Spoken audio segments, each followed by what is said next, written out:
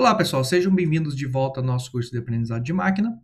Vamos aqui com a nossa aula número 6, onde vamos falar sobre algumas distribuições de probabilidade, iniciando aí com a distribuição de probabilidade gaussiana, tá? Ou também chamada de normal. Lembrando que todo o material, né, principalmente os notebooks, estão no Git, vocês podem acessar o Git, baixar os materiais de lá e brincar um pouquinho, ok? Bom, a gente veio de um contexto onde a gente viu distância euclidiana, euclidiana normalizada, distância Mahalanobis, e principalmente nessas três distâncias aparecia um contexto de média e aparecia um contexto de desvio padrão, né? Dentro da ideia de distância, principalmente na ideia de distância, principalmente desvio padrão ou covariâncias dentro de Mahalanobis, né? Isso nos traz, né? Numa lógica minha aqui, uma ideia de distribuição, né? De distribuição, principalmente a distribuição gaussiana, e vocês vão ver muitas semelhanças entre a distância Mahalanobis com a distribuição gaussiana, principalmente a distribuição gaussiana de mais de uma variável, tá? Onde a gente consegue colocar essas informações de variâncias e desvios padrões e covariâncias e tudo mais, dentro de uma distribuição estatística. É muito interessante, tá? Mas, enfim, como passo introdutório, vamos estudar a distribuição normal, tá?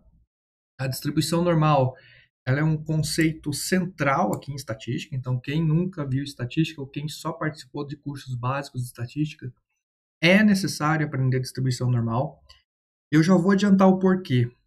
Porque muito dos algoritmos, principalmente aqueles baseados na ideia bayesiana, eles têm como um dos conceitos principais aí, assumir que os dados assumem uma distribuição normal. Tá? A gente já vai falar sobre isso um pouquinho.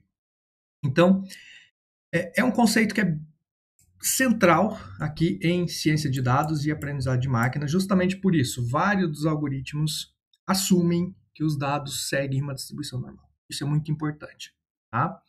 Então, normalmente, quando a gente faz lá análise exploratória de dados, que é aquele monte de plot que a gente faz das variáveis para olhar para as variáveis, ver como é que elas estão, uma das primeiras coisas que a gente tem que olhar quando a gente faz uma análise exploratória de dados é justamente que tipo de distribuição de probabilidade aqueles dados seguem, tá? Porque dependendo do tipo de distribuição de probabilidade, talvez tenhamos um método mais adequado do que o outro, tá? E dentro das distribuições de probabilidade que existem, na verdade, nos próximos vídeos eu vou entrar em algumas outras distribuições, a mais comum é a distribuição normal, tá? E como eu falei, ela é usada direta ou indiretamente dentro dos métodos de aprendizagem de máquina. Então, uma distribuição normal ela tem essa carinha, né? Algumas pessoas costumam chamar de distribuição em forma de sino, tá? Bell, né? Em inglês é sino, é Bell em inglês, tá? Mas ela tem muitas propriedades interessantes, sendo que, bom, vou falar para frente dessas propriedades, tá? Então, aqui nós temos, por exemplo, 3 exemplos de distribuição normal.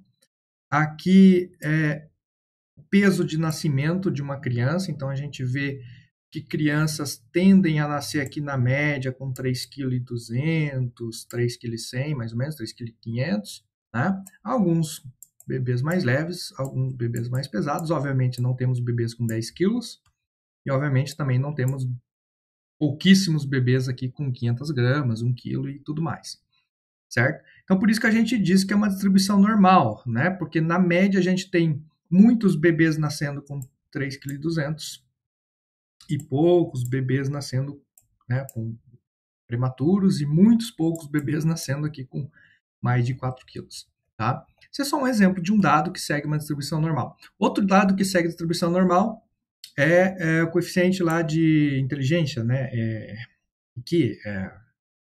Fugiu a tradução em português agora, tá? Mas aqui, as pessoas normalmente têm aqui um IQ de 100, tá?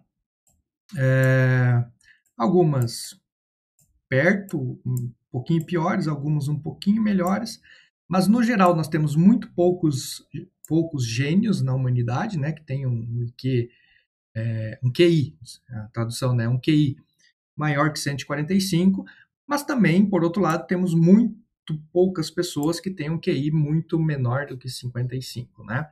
Então, no geral, aqui nós temos um QI de 100, tá? E aqui é um outro exemplo, que é preço de estoque, né?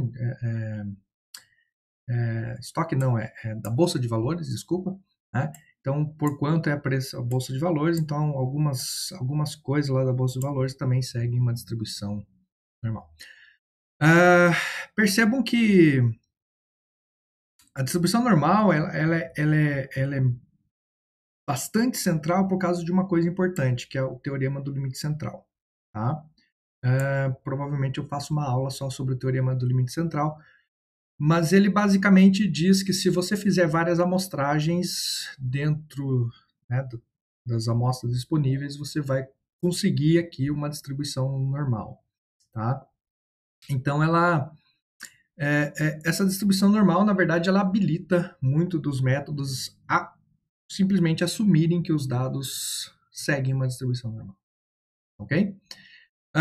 Então, feita uma introdução, vamos falar um pouquinho das propriedades, de algumas regras aí da distribuição normal e principalmente aqui como checar se uma distribuição é normal ou não é normal. Tá? Então, uma distribuição normal, ela tem esse formato justamente de sino aqui, né? Esse formato de sino, ok? Então, chamar de distribuição normal ou, como eu prefiro chamar também, de distribuição gaussiana. Então, toda vez que eu falar de distribuição normal e distribuição gaussiana, as duas coisas são a mesma coisa. Por que distribuição gaussiana? Porque foi Carl Friedrich Gauss, né, que descobriu a distribuição normal, né? Então, normalmente dá seu nome do descobridor para esse tipo de dado, né? Então, essa distribuição gaussiana ou normal, ela é parametrizada por duas coisas bem simples, que é a média, né? Normalmente denotada aqui pelo μ, e o desvio padrão, normalmente denotado aqui pelo sigma. Ok? Então, e a curva é simétrica em roda da média, né? Então, o que quer dizer simétrica? Mesmo decaimento que você tem para o lado esquerdo, você tem para o lado direito. Ok? E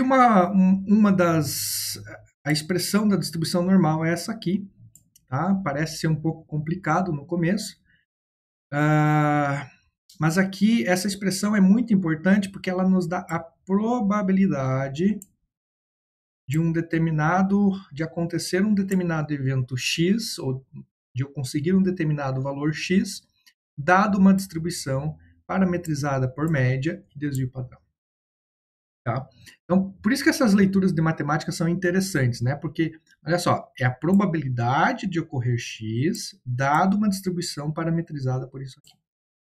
Isso é muito importante porque isso é um conceito muitíssimo utilizado, principalmente em classificadores de base estatística. Naive Bayes aí é o exemplo mais clássico de todos, tá? Então, eu vou conseguir estimar a probabilidade de eu conseguir aquele determinado valor. Né? Então, por exemplo, voltando aqui atrás, qual a probabilidade de nascer um bebê com 3 quilos? Então, eu consigo estimar a probabilidade de um bebê de 3 quilos. Qual a probabilidade de um bebê de 5 quilos? Quase zero. Qual a probabilidade de um bebê de 1 quilo? Quase zero. Qual a probabilidade de um bebê de 3,2 kg? Bastante alta. É claro que aqui não está normalizado, mas depois a gente vai explicar isso aí. Tá? Então, eu consigo inferir probabilidade. Da mesma forma, qual a probabilidade de uma pessoa ter 85 de QI? Então, eu vou ter uma probabilidade aqui associada. Tá? Então, a distribuição normal ela nos dá essa noção de probabilidade, principalmente a distribuição normal normalizada, né? Distribuição gaussiana normalizada, melhor dizendo. Ok? E para eu conseguir essa probabilidade, basta eu jogar o meu valor que eu quero, né, nesse parâmetrozinho aqui. Isso aqui vai estar definido, né? O resto aqui vai estar definido. Depois a gente vai ver lá na programação. Uma coisa bastante interessante da distribuição normal é que a média, a mediana e a moda são exatamente o mesmo valor na distribuição normal. Coisa que não acontece em outras distribuições. Quer dizer, até acontece em outras distribuições, mas é uma propriedade bastante interessante. Outras propriedades bastante interessantes, e que aí a gente foge um pouco, na verdade foge não, né? Mas que é usado muito como base de cálculo. Por isso que a distribuição normal aparece em tudo, né? Em tudo, basicamente tudo, por causa das suas propriedades. Por exemplo, o produto de duas distribuições normais é uma outra distribuição normal. Isso é muitíssimo importante porque ela facilita aí a solução de muitos sistemas de forma simplificada, né? Outra, a soma de duas distribuições normais também é uma distribuição normal. Então, quando eu somo duas gaussianas, eu tenho uma gaussiana, resultado. Isso é muito interessante. Tá? Quando eu faço a convolução de duas distribuições normais, eu também tenho uma distribuição normal. Isso aqui, em análise de sinais, em análise de imagem, é uma propriedade fantástica, né? Que é bastante interessante aí. Tá? Não vamos falar sobre convolução por enquanto, mas vai ficar para frente. E quando eu faço a transformada de Fourier de uma distribuição normal, na transformada eu também tenho uma normal. Normalmente, se eu tenho uma gaussiana gordinha, no Fourier eu tenho uma gaussiana fininha. Se eu tenho uma gaussiana fininha no espaço, no Fourier eu tenho uma gaussiana gordinha. Tá? Mas são propriedades que acabam fazendo da distribuição normal core central, né, em machine learning, em processamento de imagem, em processamento de sinais, em muitas disciplinas. Tá? Então, é bastante importante a gente entender principalmente essa distribuição estatística. Tá? Outras propriedades aí, né, principalmente a regra empírica da distribuição normal ou da distribuição gaussiana é esta aqui, ó, dessas porcentagens. Então eu consigo dizer que, por exemplo, se eu tenho uma média e eu tenho um desvio, né, porque essa distribuição normal ela é dada por uma média e por um desvio, eu consigo dizer que 68% dos dados, ou seja, 68% dos dados estão, né, até a primeira desvio padrão. Então, se eu pego a média e somo um desvio padrão, eu consigo essa linha divisória, tanto na direita como na esquerda, e 68% dos dados estão aqui. Ou seja, eu consigo dizer que 68% dos bebês que nascem estão entre a média e a média mais ou menos um desvio padrão. Okay? Ou, dando outro exemplo, eu consigo dizer que 68% dos QIs das pessoas estão entre a média e mais ou menos, quer dizer, menos ou mais um desvio padrão. Ok? De forma semelhante, eu consigo dizer que 95% dos dados estão até dois desvios padrões. O que isso quer dizer? Até dois desvios padrões, eu pego a média, subtraio dois desvios, pego a média, somo dois desvios, eu tenho este quadrante aqui. E aqui eu tenho 95% dos dados, ou seja, 95% dos bebês vão ter peso aqui médio de 3,1 kg mais ou menos dois desvios padrões. E de forma semelhante, eu consigo dizer que 99,73% dos dados estão entre média e mais menos 3 desvios padrões. Tá? Então, ou seja, praticamente todos os bebês vão ter a média mais um desvio, mais ou menos 3 desvios padrões. Okay? Ou todas as pessoas no mundo, né, ou pelo menos 99,73 pessoas no mundo vão ter QI variando aqui da média mais 3 desvios padrões, média menos 3 desvios padrões. Essa é uma propriedade interessantíssima da distribuição normal, porque ela pode ser usada, por exemplo, para detectar outliers nos meus dados. Tá? Então, eu posso dizer que tudo que fugir aqui de 3 desvios padrões, ou seja, o que tiver para cá ou para cá, são outliers. Ou seja, média mais ou menos 3 desvios padrões, eu posso simplesmente arrancar fora da minha base de dados. Se você quiser ser conservador, você arranca com menos 4 desvios padrões aqui. Ok? Mas é bastante interessante essas propriedades. E você consegue achar esses números aqui nas tabelas que a gente chama de tabela Z, né? Bem facilmente aqui. Aqui, é claro, eu consegui para 1, 2 e 3 desvios padrões, mas você consegue fazer isso para qualquer valor. Tá? Bom, uma distribuição normal estandartizada, e aí o estandartizado entra de novo aquela nossa regrinha Z-score, né? X menos média dividido por desvio. O que é uma distribuição normal estandartizada? Quer dizer que a média vai ser sempre 0 e o desvio padrão 1. Bom, vocês têm normalizado os dados lá, né? A gente veio aí no curso de aprendizado sempre normalizando os dados para transformar para média 0, desvio padrão 1, média 0, desvio padrão 1. É justamente, né, esse é um dos motivos, né, para a gente conseguir representar os dados por uma distribuição normalizada. Aqui, por exemplo, nesses primeiros exemplos dos bebês aqui, no peso dos bebês, eu tenho a média em 3,5, então não estou normalizado. Aqui eu tenho a média 100, não estou normalizado. Aqui eu tenho a média 0, então provavelmente estou normalizado. Tá? Mas esses dados aqui, elas são distribuições normais, não normalizadas. Aqui, então eu posso, se eu pegar todos os dados e diminuir da média, certo? E dividir pelo desvio padrão, eu consigo transformar esta distribuição, onde eu tinha lá o bebê com 3,2 kg, por exemplo, nesta distribuição aqui, onde os bebês agora, na média, vão ter 0. Faz sentido? Não faz, mas é aquela coisa que a gente estudou lá em distância euclidiana normalizada, de fazer com que um dado não interfira mais no outro dado dentro das minhas análises, dentro das minhas probabilidades. Tá? Então, bastante interessante essa distribuição normal estandartizada, né? Ou normalizada. Tá?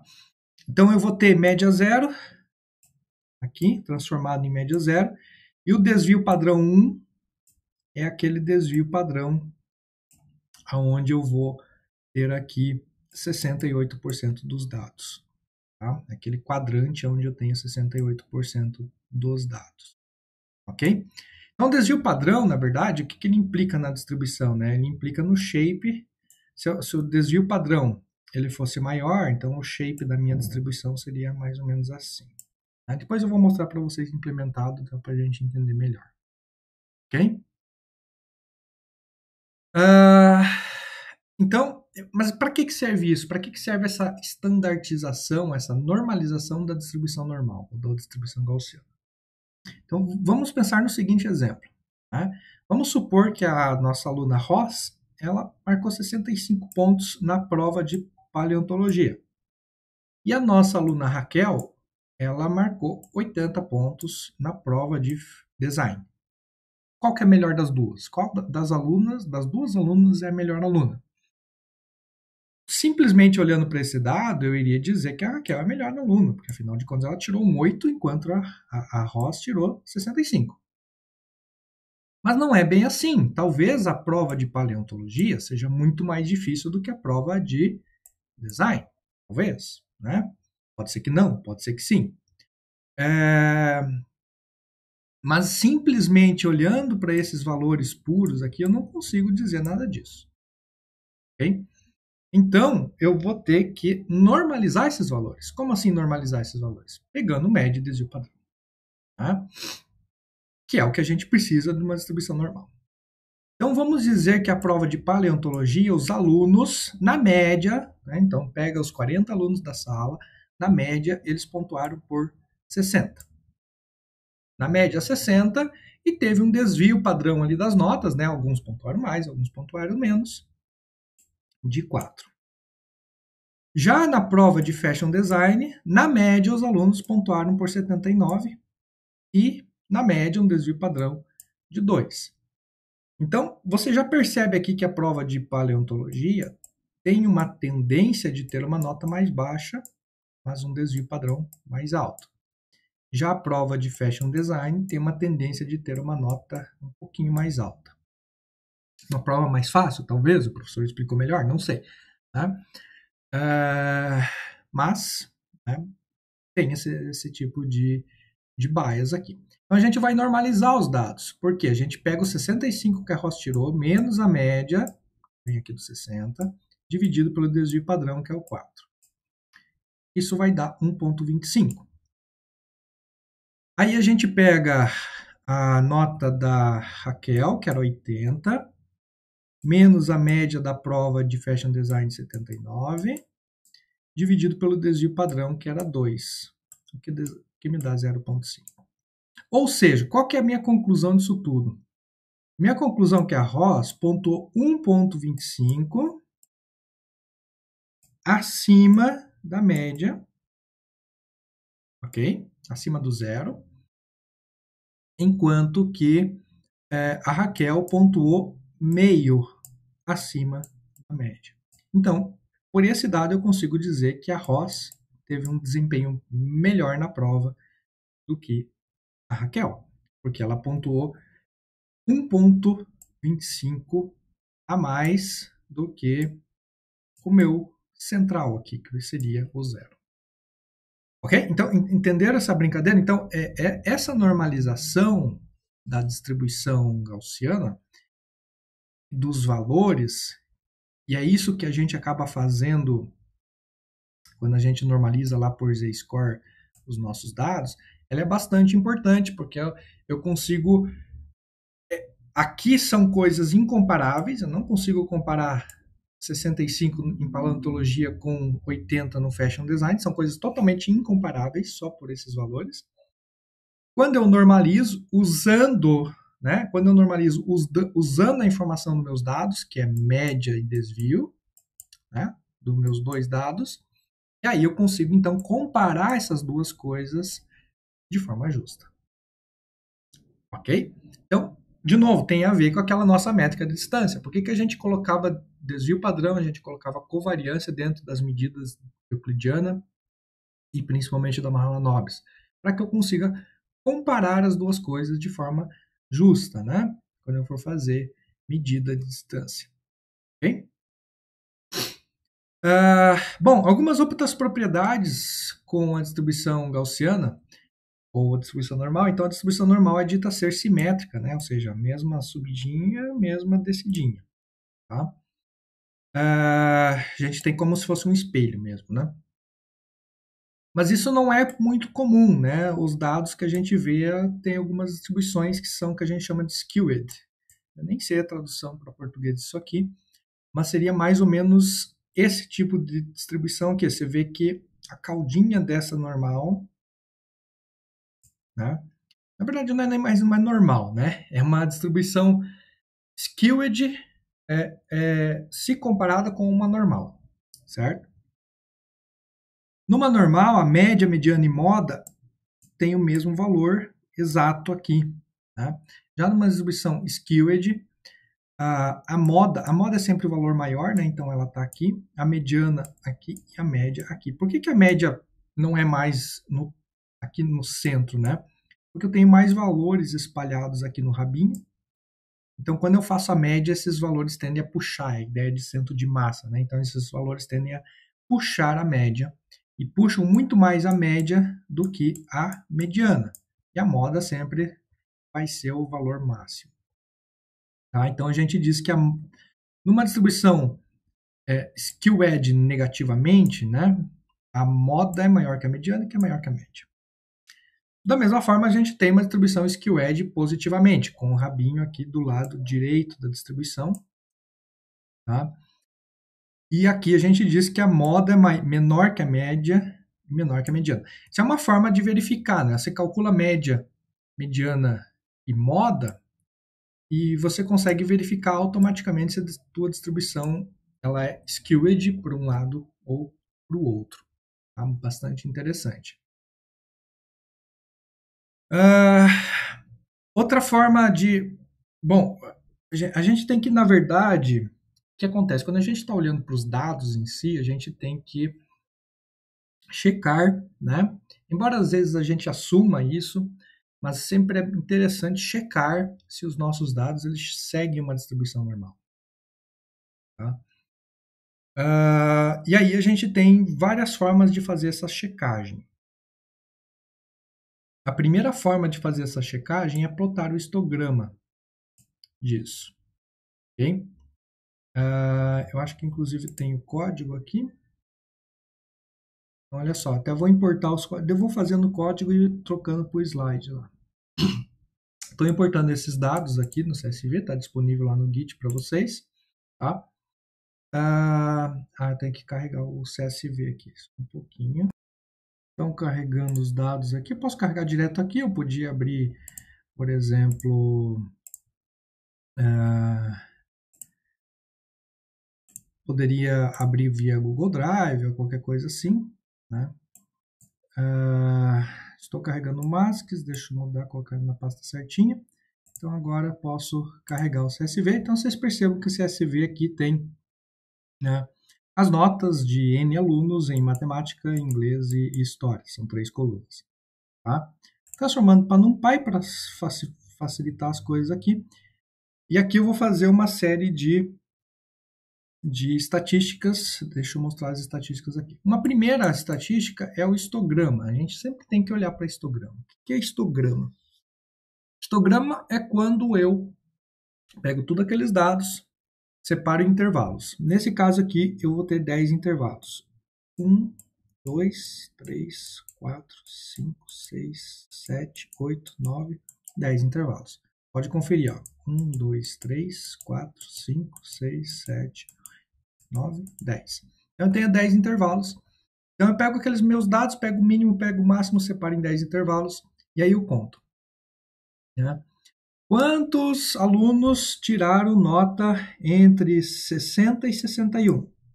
Foram 18 alunos. Quantos alunos tiraram nota entre 61 e quase 62? Vamos considerar 62 aqui para facilitar. 26. Quantos alunos tiraram nota entre 67 e 68? Uns 2, mais ou menos. Né? Mais ou menos uns 2 aqui.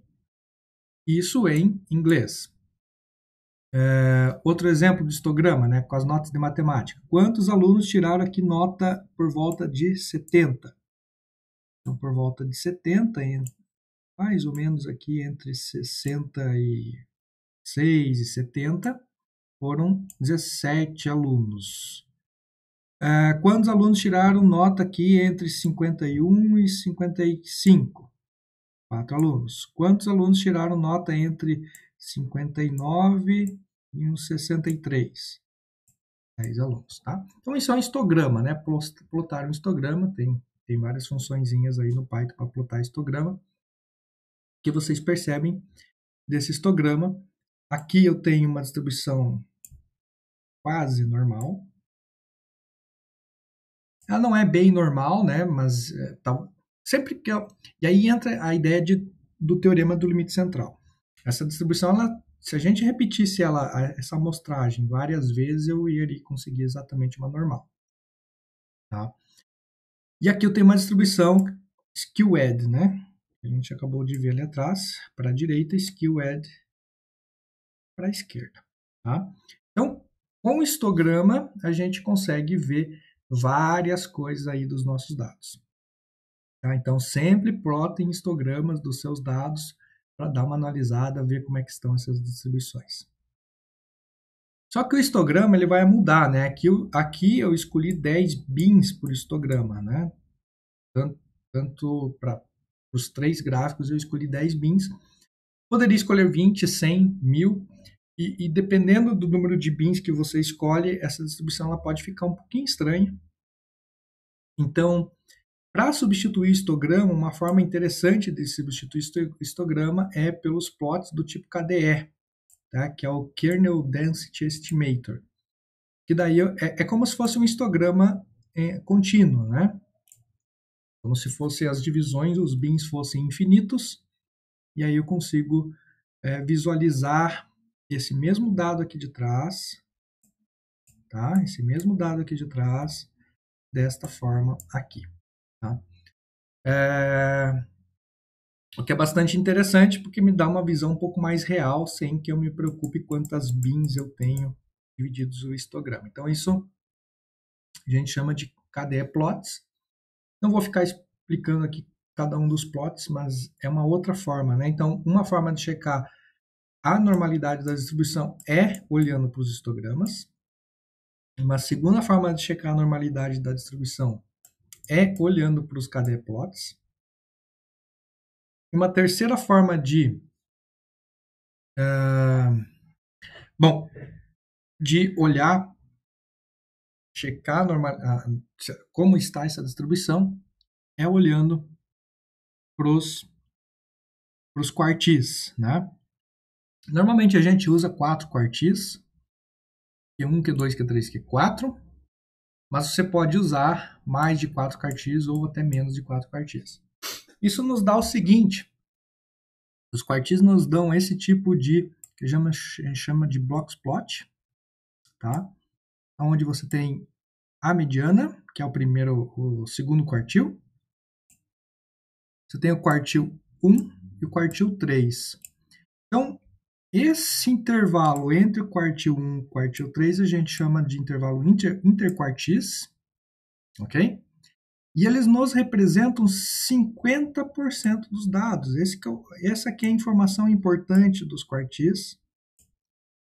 Elas nos dão 50% dos dados estão nesse intervalo interquartil. Tá? Deixa eu até desenhar de novo. Então, 50% dos dados estão no intervalo interquartil. Então, por isso que o boxplot é interessante. Tá? E aí, aquele rabinho do boxplot aqui, aquele rabinho do boxplot aqui, nos dá 90... Não lembro o número exato, mas é praticamente 99% dos dados dentro, né? Se a gente olhar para o boxplot tem essa caixinha, que tem a mediana, daí tem os rabinhos. Então, o boxplot nos dá, dentro desses rabinhos, a gente tem 90% dos dados. Na verdade, 99 ponto alguma coisa, tá? Se aparecer algum ponto aqui, é porque esses dados são bem espúrios, né? São bem raros de acontecer, comparado aí com os quartis, tá? Se a gente comparar a ideia de quartis com a ideia de desvio padrão, antes eu falei para vocês que o desvio padrão estava aqui nesse intervalo, né? 68% dos dados estão em média mais um desvio e média menos um desvio. Quartil, ele não leva em consideração o desvio padrão, e sim a quantidade de dados, 50% dos dados aqui entre o Q1 e o Q3. Tá? Então é bem interessante. Então, plots que nos ajudam a checar a distribuição. Histograma, KDE plots e boxplots, olhando para os quartis. Outro tipo de plot que nos ajuda a checar a distribuição são os chamados kkplots, tá? Que é, na verdade, se a gente imaginar um boxplot ideal, quanto que deveria ser a distribuição? Se a gente imaginar um boxplot de uma gaussiana perfeita, como é que deveria ser essa distribuição? Ela deveria ser exatamente uma reta. Então, aqui, por exemplo, para matemática, a gente tem que a distribuição Schegman normal. Aqui, ó, matemática, notas da matemática, quase uma normal. Já para inglês, a gente tem uma distribuição, você vê que tem pontos assim, né? Os pontos fazem dessa forma, e para história, os pontos fazem desta forma aqui. O que isso quer dizer, né? Quer dizer que para história, a gente tem um left skewed, e para inglês a gente tem um right skewed. Para história, para inglês, um right skewed, e para história, um left skewed. Tá? Então, o que é plot? É outro tipo de plot que nos ajuda a observar aí como é que está a normalidade da nossa distribuição. Se é normal ou não. Ok? Outro conceito de olhar para a nossa distribuição é o skewness, que é um índice. Tá? Então, o índice é simplesmente a média menos a módia dividido pelo desvio. Se esse índice aqui ele der menos que 0,5, então a gente diz que tá skewed para a esquerda, maior que 0,5 skewed para a direita, e entre menos 0,5 e 0,5 a gente diz que é uma distribuição aproximadamente simétrica, ou seja, é uma normal. Então, no caso desse gráfico aqui, ia dar um menos 0,5 aqui, menos 0,5, e aqui um 0,5, né? Se eu tivesse algo normal, então ia dar um zero aqui para esse índice, ok? Bom, é justamente pelaquela diferença entre média e moda, né? Eu mostrei para vocês num gráficozinho passado. A média e a moda, elas costumam ser diferentes quando eu tenho uma distribuição skewed para a direita ou para a esquerda. Okay? E uma outra coisa que a gente deve olhar para a distribuição normal é a curtose. A gente tem uma distribuição mesocurtódica, que é parecida com a distribuição gaussiana. Tá? A gente tem uma distribuição leptocurtódica, aonde os rabinhos são maiores do que uma distribuição gaussiana, então tem muito mais valores aqui, ó, nesse intervalinho aqui, né, nos rabinhos. Embora sejam poucos, eles vão muito longe, essa que é a grande questão. Embora sejam poucos valores, eles se espalham. Então é como se eu tivesse que dizer que os bebês nascem com essa média, mas eu tenho bebês com 200 gramas e tenho bebês com 10 quilos. Não é o caso da distribuição dos bebês aqui, né? Então, a distribuição dos bebês, ela nunca vai ser, por exemplo, leptocurdódica, porque bebês não nascem com 200 gramas e muito menos com 10 quilos. Acho que não, pelo menos. E leptocurtódica é quando eu tenho valores aqui na caudinha muito mais densos se comparado com uma distribuição gaussiana. Tá? Então, veja que eu consigo olhar para essas distribuições de dados e inferir várias coisas só olhando para esses índices aqui. Ok? Bom, deixa eu voltar para o código. Então, aqui nesse código aqui, é discriminativo. Então, eu calculei mínimo, máximo, média, mediana, desvio padrão, skewness, que eu consigo lá do pacote stats, curt também do pacote stats, tá? E aí eu simplesmente faço e aí eu uso, na verdade, um dist plot para plotar aquele KDE lá, né? Aquele plot do KDE. E faço alguns plots aqui das notas da matemática. Então, vocês veem o histograma embaixo. KDE plot, uma linha. E tá difícil de ver aqui, mas a pontinho azul aqui embaixo é média. Moda e mediana vão acabar ficando no mesmo. Tá? Aqui já plotando para as notas de inglês. Então, vocês veem que já o histograma mudou. O plot do KDE mudou. A média está aqui. Quer dizer, a média está aqui. A mediana está aqui. Eu não calculei a moda nesse caso. Vocês verem aqui que a curtose é menos 45, então, e o skewness é menos 18. Ok? Aqui a curtose é 0,04. Lembrando que curtose é o quão espalhado está os dados aqui nos rabinhos da gaussiana, né? Então, em todos os casos, os dados estão um pouco espalhados para a curtose, né? Agora, o skewness aqui, ó, 0,18, aproximadamente normal. 84 para a direita. E menos 97, skewness para a esquerda. Ok? Bom, para terminar, também tem um plot aqui de uma distribuição normal feita à mão, tá? Então tenho a interpretação probabilística da coisa aqui.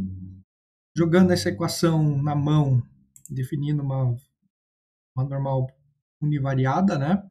Então é bem simples, né? 1 desvio dividido por 2 vezes π vezes desvio padrão elevado ao quadrado, vezes exponencial de x menos média elevado ao quadrado, e 2 vezes desvio padrão elevado ao quadrado também. Não tem nada demais.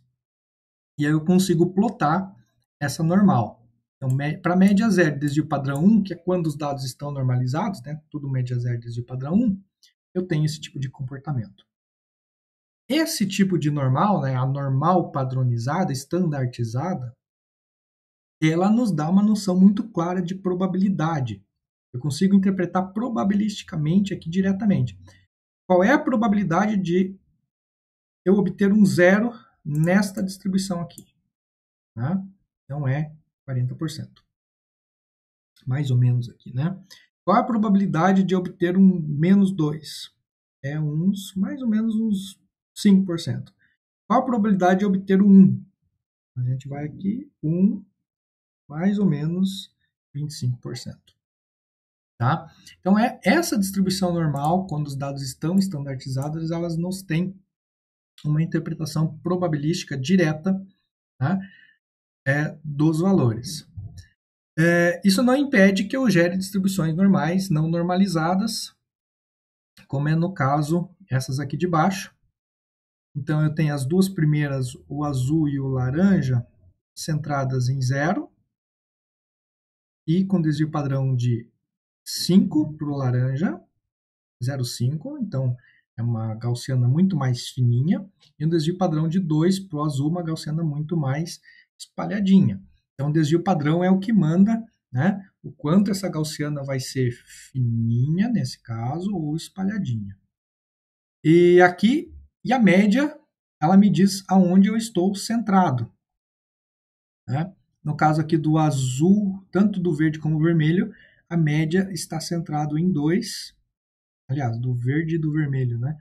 Está centrado em 2, enquanto que o vermelho, inclusive está errado o númerozinho, não é menos 3, é 2. Enquanto que aqui é 4. Eu mudei e não mudei. Enquanto que o vermelho tem um desvio padrão de 0,4, o verdinho tem um desvio padrão de 2, então um desvio muito mais alto significa que os valores espalham mais, certo? Essa é a interpretação. Okay?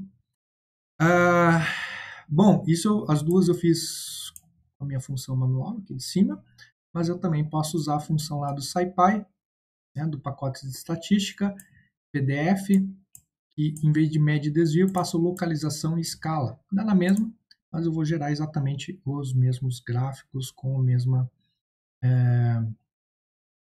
ideia. Tá? Aqui eu já perco um pouco da interpretação probabilística, porque qual a possibilidade de eu tirar um 2 nessa distribuição vermelha? 100%? Não, não é 100%. Aqui eu já não tenho uma interpretação probabilística direta, vou ter que fazer algumas conversões. Agora, se a distribuição for normal, ou seja, se meus dados estiverem normalizados, média 0, desvio padrão 1, eu tenho uma interpretação probabilística direta, e isso vai ser muito importante lá nos nossos métodos de aprendizado. Ok? Então, na próxima aula eu volto com a distribuição normal multivariada, que tem algumas coisas bem legais para a gente falar. Até mais.